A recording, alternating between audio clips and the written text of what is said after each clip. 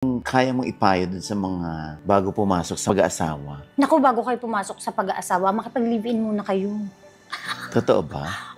Ako, kasi ang marriage kasi, papel lang yan. Okay, kahit sabihin natin papel, pero kapag gusto mo magpa-anal, napakahirap. Kailangan mo pa ng pera. It will take 2 years, 3 years bago ka maanal. So, ang hirap na naman, di ba? So, para sa akin, magsama muna kayo. Or kung hindi nyo kayang boyfriend, girlfriends na lang muna, tiwala lang, di ba? O edi, mag-live-in muna kayo 1 year, 2 years, para at least makilala nyo ang bawat isa. Kasi, in 2 years time, pwede mong ma-realize na, hindi pala ito yung gusto ko. So, at least wala kayong ginasto sa kasal. At least walang kailangang maging annulment. Kalas lang. O, tapos ang usapan. Nagkaanak kayo? Okay lang, di usap tayo sa ano. Pero at least wala tayong papel. Eh paano kung nakilala mo pa yung the one na talaga totoo pala, na 5 years na kayo, biglang siya pala talaga. So at least wala ka naging problema dito sa kabila.